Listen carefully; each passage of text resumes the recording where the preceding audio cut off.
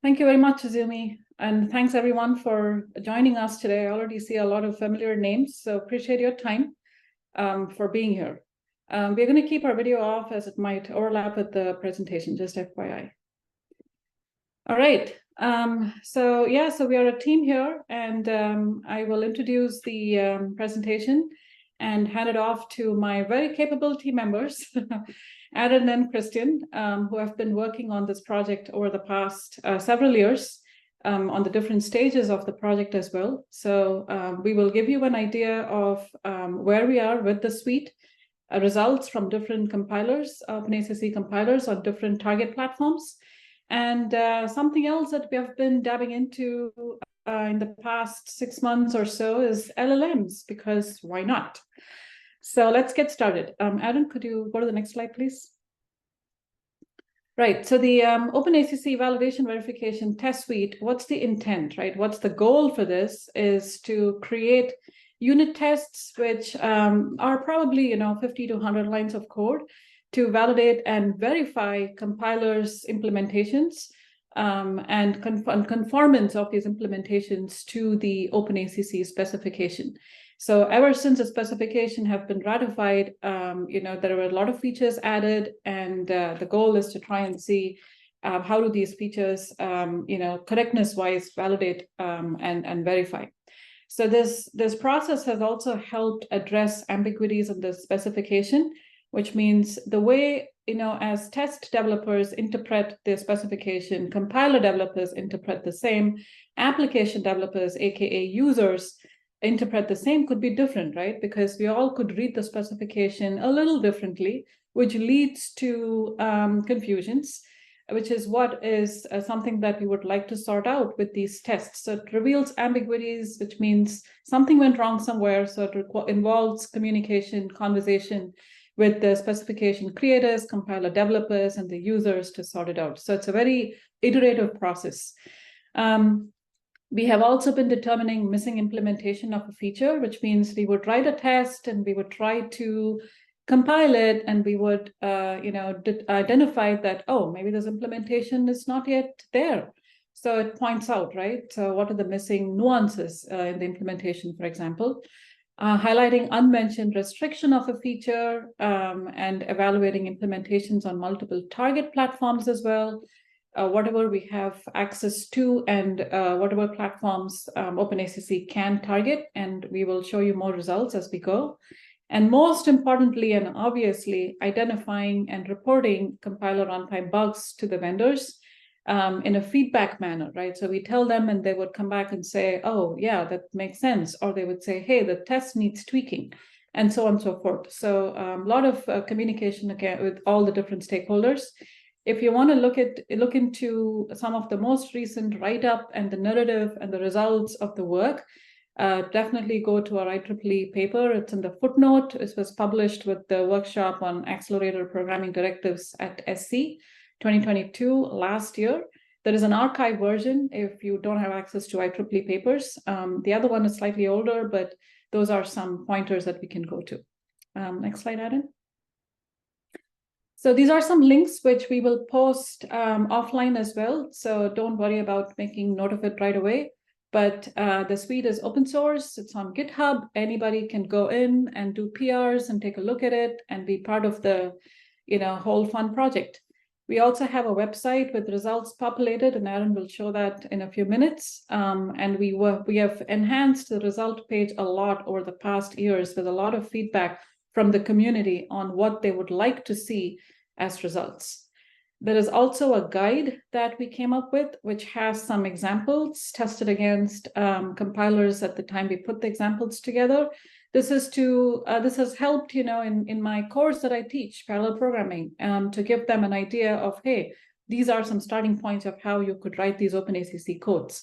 Again, it's up for contribution. It's open source, so you're very welcome to add on your codes by making a PR, and there are already a few who have been doing that. Practice codes, both of them I also allude to ideas on how you could interpret the specification, how you could create an example code out of the specification, which may be similar to the test code itself, but it has comments, it has descriptions, and so on. So both of them are available online. Next one. So this is some stats on the coverage. Now by coverage, I mean that the features in the specification is, how you have covered those features in the specification. That's what the definition here is, because coverage could mean a lot depending on how you look at it, right? So overall, up until version 3.3, the test suite covers up until 94%. And there are those many number of C, C++, and Fortran tests, as you see in those boxes in the bottom of the slide. And per version coverage is also something that we wanted to share, depending on how many features and clauses and different types of things we have covered in the specification. So as you can tell, we are pretty getting close to giving one full sweep up until the latest version. Again, devil's in the detail. There is a lot of little things that we keep fixing, tweaking, updating based on all the feedbacks we receive from everybody. A next slide. Okay, so here is where I would hand it off to Aaron. Feel free to take away. Aaron has been working on this for the past 4 years. He graduated this summer and is on my ECP project and has been training students to get on board, etc. Aaron, feel free to take away. Thank you. Thank you. And I hope everybody has a good morning or afternoon so far. But so what I'm going to talk about is basically how we get to our suite, how you can use our suite, and how you can basically utilize what comes out of our suite for best whatever you do.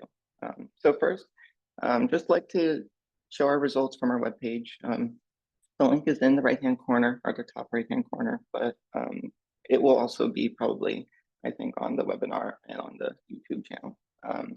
But you can look there and you can look at the results page. And this is basically where we show all of our results that we test. So we test on like Perlmutter, Frontier, we've tested on Summit before, but any results that we have, we'll try and put them up on here as soon as possible. And then just so you can see them and you can see which tests pass with which compiler. You can see currently, right now on the screen, you can see MVC, GCC, Cray, and CLAC, 4 compilers that we test. And each of them, you'll see also as well on the other side, the left-hand side, the test name. So you can see, if you click on it, you can see where the tests come from on our GitHub. So basically the code, and you can see the system and any other compiler language information that you need.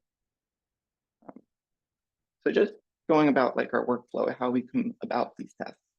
So if you remember Sunita talking a little bit before, we were talking about how we get like full implementation. And currently, OpenACC, the specification, it talks about in each different version, or each new version, it talks about the updates that has been done since the previous version. And so we mainly look at those to try and see if we can add a new feature, change something in our current tests, or maybe something was deprecated and we need to take the test out for the new version of OpenACC that's going to come out, or that was released. So we'll look at these, and on the right-hand side, this little snippet of one of the updates in one of the more recent versions. So we'll take these, read line by line, and see if we can do it. See if we can actually write a test or modify a test. Sometimes we can't, because it's just, them updating the OpenACC number or anything like that. But for an example of the num gains clause on the parallel construct, we were able to write a test. And since now it allows multiple values, we were able to update the previous tests that we used to have. And so you can see on the left-hand side, a test that we would actually write for this particular update to a specification version. And so just like an example of how we get there, we'll write the test and then we'll go and we'll talk to people in the community, developers, the OpenACC technical community to see if our tests are actually correct against the specification. And then we can run those tests against compilers. So, and how do we run? and how you can also run if you wanted to with a compiler or a system that you have. But it's basically 3 steps, 3 simple steps. You don't really need to look at the overview and the infrastructure. It's a lot. You can dig more into it on the side if you would like to. But it's just 3 simple steps. One, get cloner, our test suite. We have the link there. You can also find it on our GitHub, on our website, but just clone it first. And then second is edit config file. I'll go more into the config file and show you different things that you can do, including the main thing that you should do, I guess, when using our infrastructure. But that will be in the next slide. The last thing you want to do is actually run the infrastructure. We also have it on our GitHub, but here's just a simple command to actually run it with Python, since we are using Python. So now our config file. The title of our config file is in the test suite, but we call it int config, just like the basic one. You can change it to anything you want. Generally, I change it to the different compilers I run. For this example that we have here on our GitHub, we just show like a simple GCC run that you would probably change when you run it, actually. So what you do when you're running, obviously you have to load any module or any package with that compiler. So GCC, NVIDIA's NVHPC, or any of the other ones, Cray or Clack. So in our config file, you'll edit basically 6 lines. These are 6 lines you need if you want to run C, C++, and Fortran tests. And those 6 lines are basically, like line 9 to 11 and 18 to 20. But those are the ones with CC, CPP, or FC, basically GCC, C++ are the Fortran compilers, as well as the flags at the bottom. And you can change the flags and the compilers to be whatever. So, and NVIDIA's or GCC. You also need to make sure they're uncommented. That's, I guess, the first step that you need to do. Otherwise, the infrastructure itself won't actually notice the change to the file. Along with just those, we also have other configurations you can do, depending on systems, specifying where the tests are, the build directory, if you want specific versions of OpenACC to be run of our tests, or if you want like every single test to be run, or if you want certain like features to be run. So like specifically parallel or a certain clause. And you can specify all those because every single one of our tests have flags in them to clarify what they're using and kind of help the infrastructure to sort out which ones that particular test uses. So the last stuff I'm going to talk about are the results.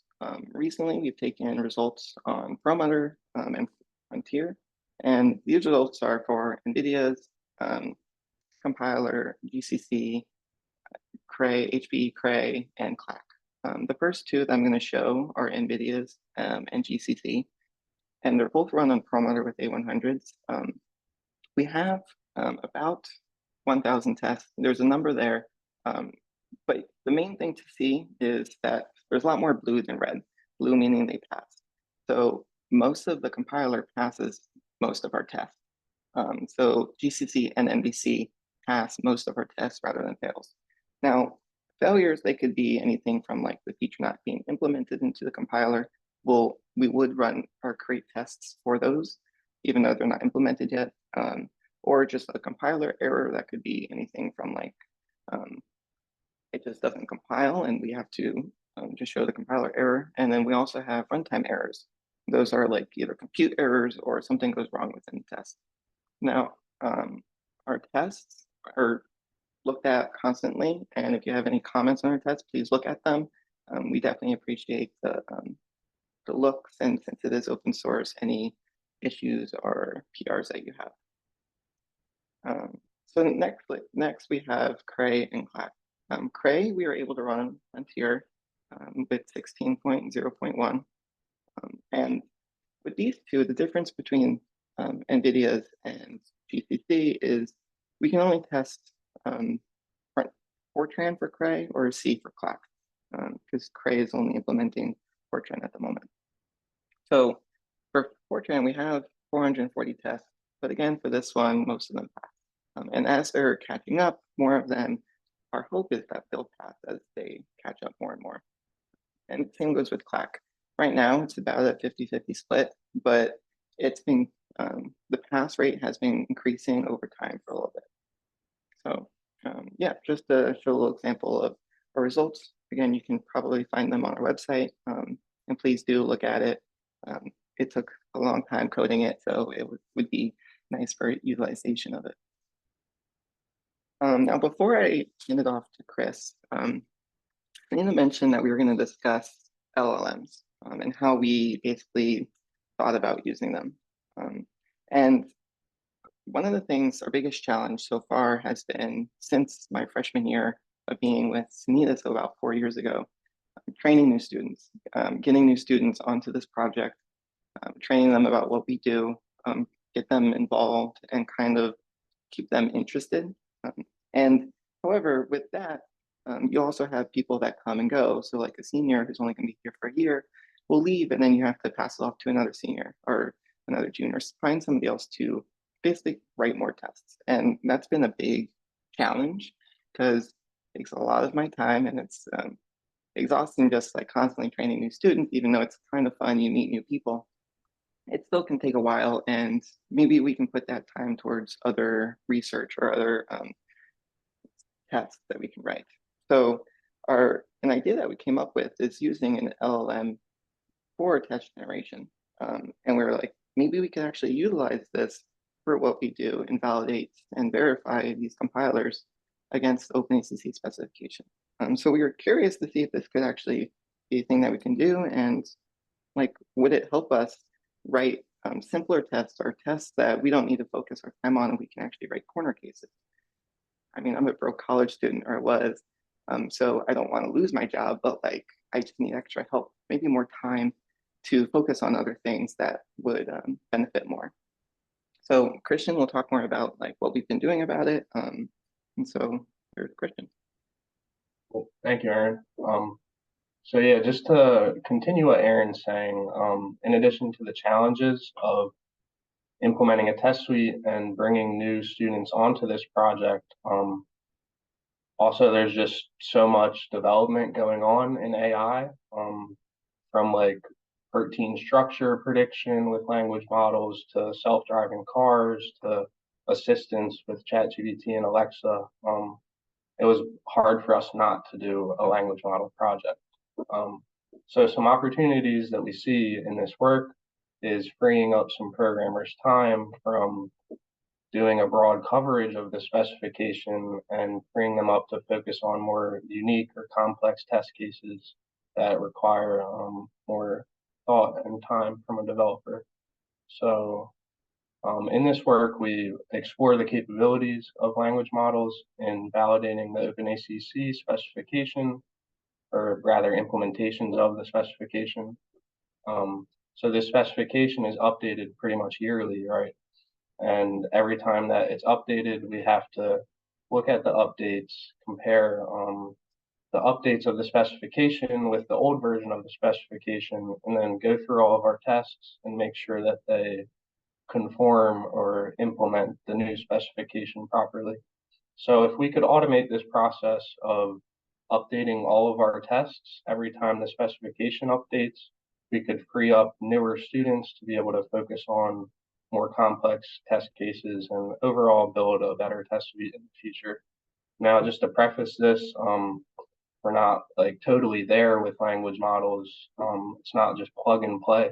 So we are exploring the methods available to us and seeing how capable they are. So you could go to the next slide, Aaron. So some challenges with large language models. Firstly, it's such a new technology that we don't know the best way to use the technology. The two main ways of interacting with a language model are either training it, which is called pre-training or fine-tuning, or prompting it. So when we think about how can we use large language models to better implement a validation test suite, we think about, can we train this model in a better way? or can we prompt it in a better way? Now, another challenge that we face is determining the quality of the generated tests. For example, the language model could generate a test that returns a passing code, but we don't know if it's actually implementing OpenACC correctly and testing that implementation naively. We have to manually analyze the test at the moment and determine if the implementation is correct. So this goes along with hallucinations. It's basically a hallucination in the world of language models is when a language model will tell you something that's not true and be confident about it. So in our case, the language model would confidently use OpenACC wrong and then lead to a bad test. And finally, language models are very expensive and impactful on the environment. You can see the example down at the bottom comparing GPT-3 to driving 100 cars for a year. So we want to approach this task without burning a bunch of computational resources and rather utilizing the work that everyone's done so far. We could go to the next slide. So we have submitted this work to a journal, our initial findings of this work, and it's currently under review. And there's a preprint on arXiv if you'd like to check it out. So if you go to the next slide, I'm going to just summarize this work briefly. So in our research, we selected 4 language models based on programming benchmarks. Primarily, there's 2 benchmarks for programming tasks that seem to be semi-standard at the moment, called Human Eval and MBPP. And based on these benchmarks, we chose OpenAI's GPT-4 and Meta's CodeLlama 34B Instruct and a fine-tuned version of CodeLlama by a company called Fine. Now, we also did OpenAI's GPT 3.5 to explore fine-tuning of these models because at the time of this work, fine-tuning was not available for GPT-4. Currently, I think they just released GPT-4 fine-tuning, so that will be something we explore in the future. And just to comment on the benchmarks, GPT-4 scored the highest on the 2 benchmarks that we considered, with Fine's CodeLlama coming in second and the other 2 following it up. Now, to evaluate the capabilities of these language models and the methods that we have to use them, we explore prompt methods and training methods.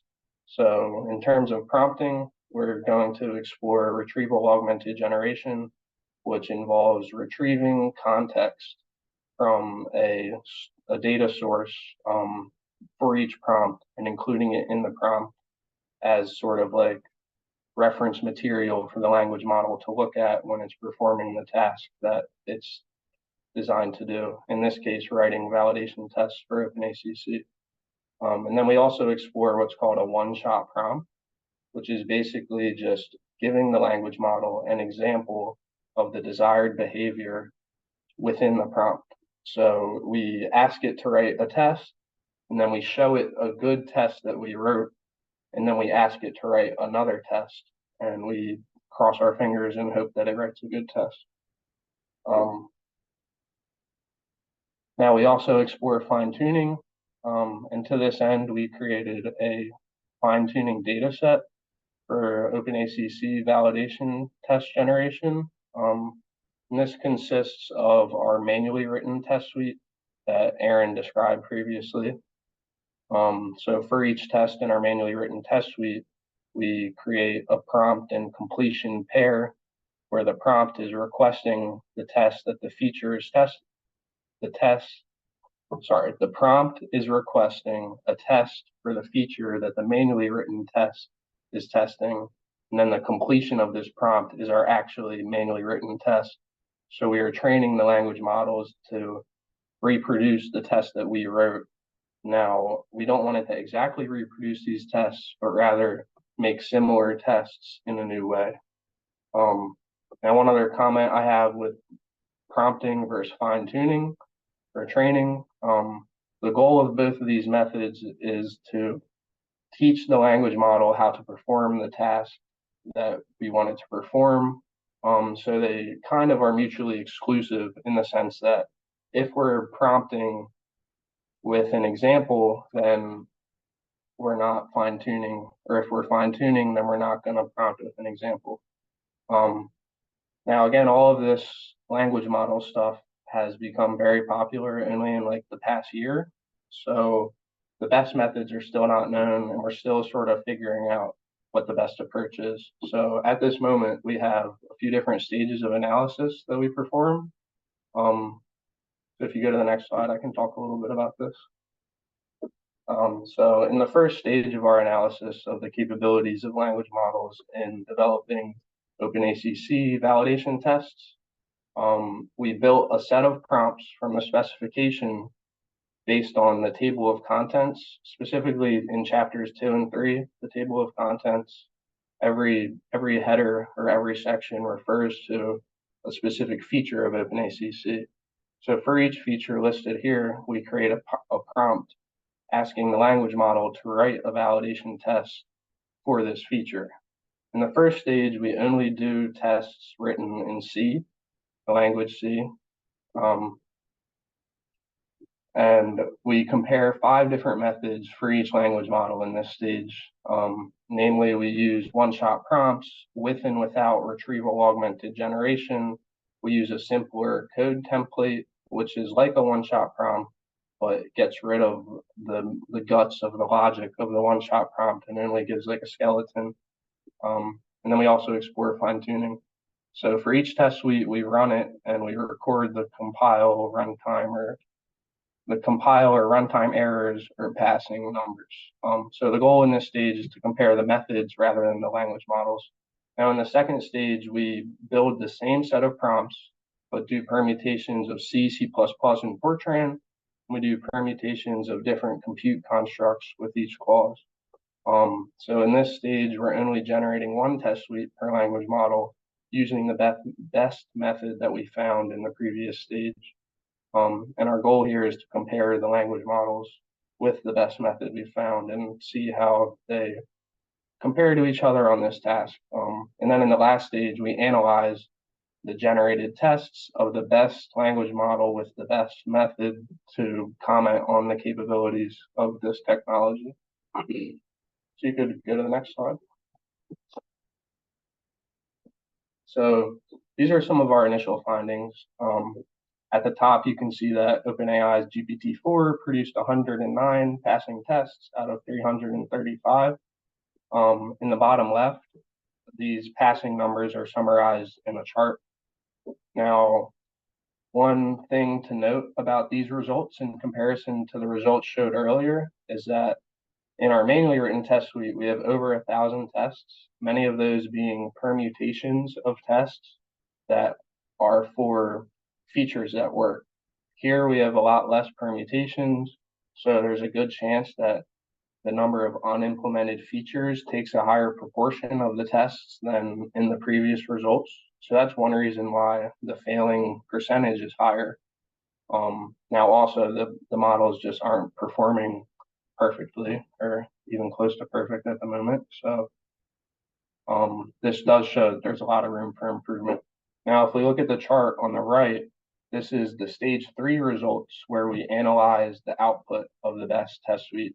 So what we found is that for passing tests, they typically are good tests. About 90% of the time, a passing test is a good test, whereas a bad test would be a false positive where it's returning a passing return code, but it's not really testing the right OpenACC feature or testing it in the right way. Now, for the failing tests, we looked at, is this test failing because the language model used OpenACC wrong, or did it use C, C++, or Fortran wrong? And what we found was that it's about 50-50. Sometimes it's using OpenACC wrong, and sometimes the base language implementation is wrong.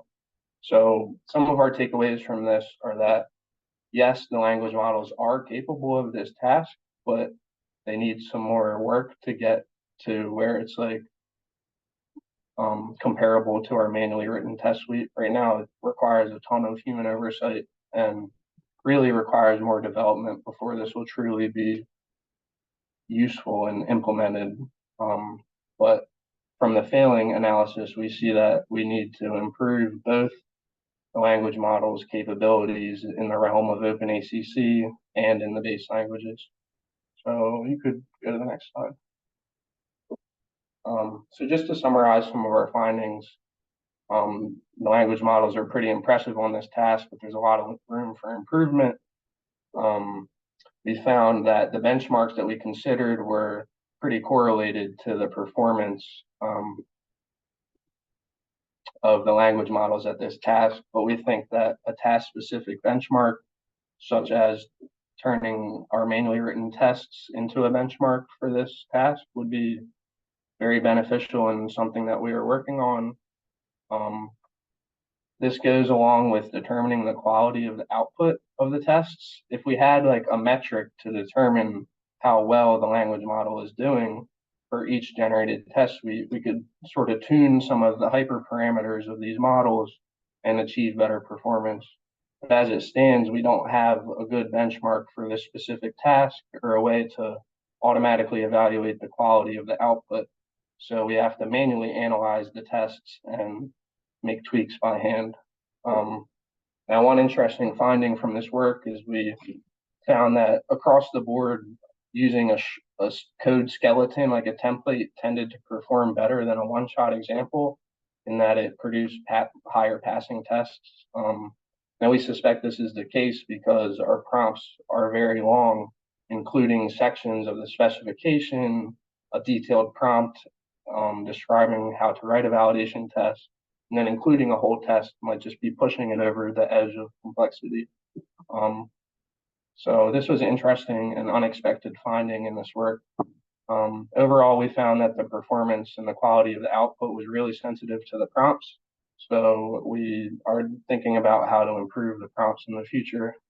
And in the end, we see that sometimes the test is right, sometimes it's not. So we still need human evaluation, human oversight, and I don't think that's going to change for a while. So you could go to the next slide. So just some thoughts about where we could go in the future with this work. We definitely can fine-tune these language models on more OpenACC code rather than just on our manually written test suite and the specification. Now, there's a lot of different ways we can improve the prompt, such as introducing learnable parameters and tuning the prompt, or iteratively prompting these models to give them multiple tries, or implementing a better version of retrieval augmented generation, or we could train a HPC-specific language model that is designed specifically to write code for this type of task. And we're working on a task-specific benchmark as well. So I'm going to hand it back off to Dr. Chandrasekaran just to summarize this on the next slide. Thanks, Chris. Thanks, Aaron. So this is our final slide, and then we'll take your questions. So in summary, this is work in collaboration with OpenACC. Thank you very much. Since 2017. And we have observed that the compilers we tested have evolved over a period of time. You might wonder, why we didn't have probably a plot that shows the evolution. But while we have tried to do that, there's backward compatibility issues. Trying to use a 2017 or 2018 compiler on an 800, right, or vice versa, that can be a nightmare. So we don't have such an evolution plot, but over a period of time, definitely the compilers have improved, and the number of tests that have passed have grown, which is good. And like we mentioned earlier, our project is iterative, it is feedback driven. The vendor input is extremely crucial because we need to make sure that we are not too off with our tests, or the compiler bugs or the runtime bugs that we are seeing is actually what they are seeing at their end too. And we have also gotten inputs from the user community through our OpenACC user group that we host. We were at least hosting almost every year co-located with major conferences, and now we try to do it as much as we can post-COVID. All those feedback have helped. So immense thanks to the community for helping us keep up with it. And like Chris mentioned, I think it's time to think about which parts of the suite could be automated, not all of it, because we can't quite rely on the AI-driven LLM approaches completely yet. So that's work in progress, and we're already seeing some questions over the chat. So we will take them right away. So thank you very much for listening and your time. Keep your questions coming. I will read them out, and one of us will answer them. So the first question I see is, when do I benefit from this OpenACC? Very good question, and we should have started on that note. But the point being, if you have a CC++ Fortran code, serial code, never seen GPUs, for example, or even multi-core, like in the sense, 64 core or 128 or whatever number of cores you got, that's where, and you want to advance your science and you want to enable better science or newer science to your code, then and you want to see how it would accelerate on GPUs and multi-core platform, that's when I would use these directive-based programming model like OpenACC, where you would add these extra lines into your code, hashtag pragma. These are the things you would add into your code that would inform the compiler that, hey, I see some new things in the code. Let's compile these, an enhancement to the code and execute them on the device, aka GPU, or the host, which is your CPU. So there are hundreds of applications that have been benefited from OpenACC. If you go to the openacc.org website, there are some information on this. Plus, Open Hackathons is another place I would go to, which have scaled over the past several years, and we have over 20 plus hackathons happening every year lately that helps user community or user groups to move or port or migrate your code to large-scale supercomputers. And to point out some big ones, it's Cosmo or NetChem or Castro or VASP or Quantum Espresso and so on. Several codes have already been moved, and the work is still moving on. So if you want to see quick progress to moving your code to GPUs and accelerate it and parallelize it, I would use directive-based models. And that's the purpose of these easy-to-use programming models. Okay, so the other question I got, and this is for you, Chris. So one question came up: do you think the results from your own pre-trained model will be better than fine-tuning existing LLMs? Do you want to take that one? Sure, yeah. Personally, I don't think that we as a small research group would have the capability to immediately beat OpenAI or Meta AI's foundation models. So I think we are best off fine-tuning these models at the moment. Now, as language models get better at performing well with a smaller number of parameters, I think that we could see better performance. But right now, I think the scaling laws are kind of dominating language models. And to compete, you have to train a very large model, which costs like probably $1 million. So I don't think that we would be able to pre-train any better than the best models out there currently. But I think in the near future, we will have more capability. Hey, thank you. I hope that answers your question. Else keep pinging. Okay, thanks, Shin. So there's another question. Could you explain, this is for you, Chris, could you explain a little bit that how you verify the compiler output, machine code or assembly from the input high-level C Fortran code? Good question. Right, so I'm not exactly sure I understand this question. Verifying the compiler output. So I can say what we do is from the output, we either mark a test as a compile fail, a runtime fail, or a pass. And our infrastructure kind of handles this based on looking at the return codes or looking at what gets returned. I'm not sure if that's the question though. Right.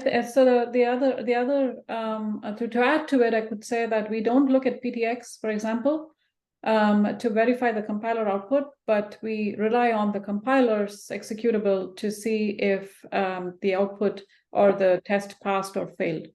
So we don't go down the assembly level to check and verify the compiler output from CC++ or Fortran. Copy of our slides, absolutely. I think Izumi or somebody else, do you want to take that one? I think we're going to make this available on YouTube and other places as well as the OpenACC website. So absolutely. That is correct. It will be available on the OpenACC website as well as uploaded with the recording to the YouTube channel. Thank you. You're welcome. Hi, Ron. Thank you for your insights, as always. So there's a question there in the chat box, Aaron and Chris. The comment first is, perhaps the spec itself should be written in a more formal way, such that the language used can be auto-processed into unit tests more easily. Yep, we have discussed this internally. Or maybe require the spec to have a small unit test written for each part of the spec. Correct. I think this is where the example guides kind of sort of come in place, although we cherry-picked some of the major features only to create the kind of small unit test, the little test that you could write for each part of the spec. Then the LLM could combine these unit tests and formal language specs and combine them together to create more complicated tests. Sure, Aaron, do you want to take that? Do you have a comment? I'm not sure if I have another comment other than just what you said. Okay. Definitely what you said. Okay, Chris, do you want to comment? Yeah, I think it's a really cool idea to use a language model to combine unit tests and formal language into more complicated tests. I sort of think that what we're doing now with writing or prompting the language model to create a unit test for each section kind of corresponds to the small unit test written for each part. Now, I think it would be a lot better if these unit tests were manually written, either by our team or by the technical team. I'm not sure what the policy is there, but I do think there's a lot of opportunity for the language model to create more complicated tests that cross different features and different sections of the specification. So thank you for the insight. Yeah, thanks, Ron. Something to take up with the technical committee as well, I guess. I'll bring it up. Juan, yep, Testsuite should be very useful. Thank you. I run into not implemented, errors myself. We run into that as well. So yes, running this or using the test should help catch or prevent those in the future, because as a user, you would go to the specification, you would look at the features, and you would like to use the ones that you want. But often, you would think it's implemented. Most of them are, I would say, but there are those cases that we have observed that that hasn't made into the compiler stack yet. And we didn't realize that either until the test ran and actually caught them. So, Muni Krishna says, wait, things jumped. Okay, is there a catalog which show unit test code, sample codes against a specific OpenACC pragma? This is the GitHub with the VNV tests that the naming convention can be a little tricky. Most of it we have tried to keep up with the feature name, but it might not be verbatim, right? So you might need to get a one layer deeper to see which unit test corresponds to what specific pragma, but it's all in that test folder. Aaron, do you want to take another stab at this? Sure. I mean, all of the tests we have, they're all in one folder. And if you go on GitHub, it's going to tell you there's too many files that it can actually see. We talked about including them in multiple folders, but our infrastructure currently, it runs based off of that one folder, and it will go through each test with our tags that I was talking about before, and individually check which ones are, I guess, per different features. So it can run tests for only parallel or tests for serial, anything like that. It will go through the tests and specifically pick out ones that you want to run. Okay, thank you. There's another table. Ron, yes. Do you have a table that shows which parts of the spec are implemented by each compiler or so? We know at a glance. Not quiet, not quiet. The results page, if you pull down the compiler and the version, and the vendor should, I see what you're saying. Yeah, that should list the number of tests, the type of test we have in the suite, but that don't necessarily correspond to parts of the spec. Thanks for that question. I think we should think about how to do this. Just to jump in, I know we have internally, we have like lists of unimplemented features for each compiler. So we could just make a list of all the features and remove the unimplemented ones. So we could implement this, but we don't have it yet. Right. Yeah, we maintain an informal list internally. We could clean that up, make sure the vendors agree, and then make it available. Good point. MPI sample codes with OpenACC, I believe there is a lot because most of the codes that I mentioned, those big ones, run across nodes. So we can probably put some links offline, but I think Ron already did some, but yeah, definitely available. Anything else?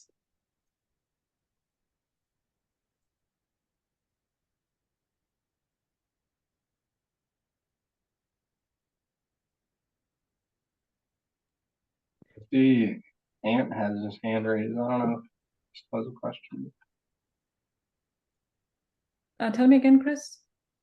It says Ant Bless has his hand raised. I don't know if he still had a question or not. Is it in the chat? I probably missed. I've just unmuted him. So Ant, if you have a question, I've unmuted you. You should be able to ask your question.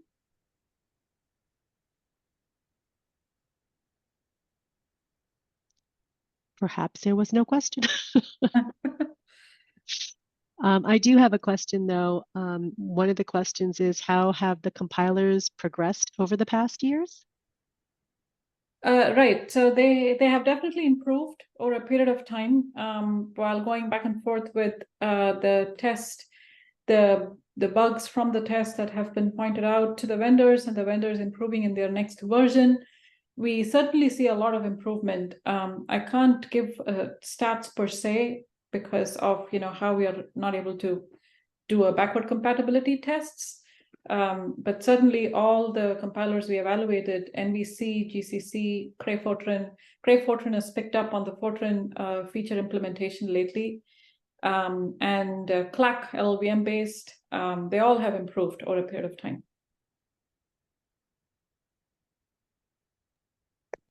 Excellent, thank you. And I think the last question is, how has the students' learning experiences been on this project? Chris and Aaron, floor is yours. Aaron, do you want to take this? You go first.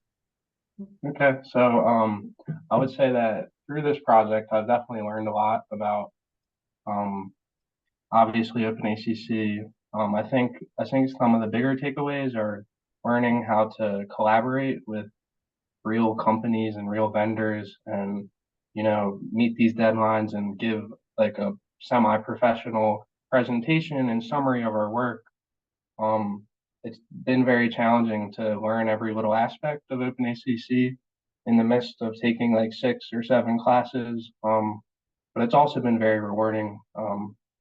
So I think I've learned a lot, not only within high performance computing, learned all about compilers, parallel programming, HPC, but also how to, collaborate and present myself and our work in a professional way. So I'm very grateful for Sunita and for all of the support that we've had throughout all of this work. So, you want to say anything, Aaron? Yeah, I mean, definitely a +1 to what you said about everything. Grateful to Sunita. I've learned a lot just from learning how to communicate with collaborators and just like other people in the community, as well as learning OpenACC since like freshman year. That was a challenge. The other challenge was finding people to help or continue the work. And that is just finding them, but training them. Thankfully, we have Chris. He joined, and he's been very helpful.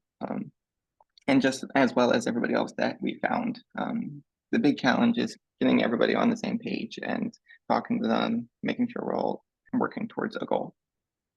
So I definitely learned a lot from this project over the past 4 years. Thanks both. And I'm just replying to one of the other questions that came up from Daniel. PRs are one way to certainly get involved, and just keep working with us, collaborate with us. But if you want to do more, email me, and let's find out how to navigate that, because we would love help. And it's been a wonderful process of bringing up these pool of students, and the interest they show and the enthusiasm has kept us going. It's definitely a learning process, because then you get to know how compilers work, you get to learn little codes, you get to know how directives work, and that leads to master's thesis, papers, PhD thesis, because then you know the basics, and then you can build on it, to do a compiler project or porting project, migration project. And we get projects from NCAR and several other places that have these big codes that I've never seen GPUs, and they want help. And that's how I build my PhD projects, for example, interdisciplinary science. So it's a great way to get involved, to start small and go big. Yeah.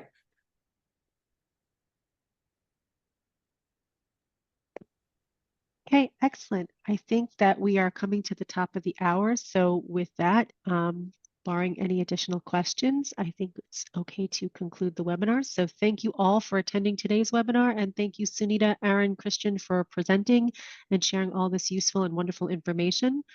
As already mentioned, we have recorded this presentation, and it will be available via the same link you joined today about an hour after this event ends. In addition, we will post the recording and the slides to the OpenACC website, as well as our YouTube channel. So thank you again for joining us today, and we look forward to being with you at our next event. Thank you so much.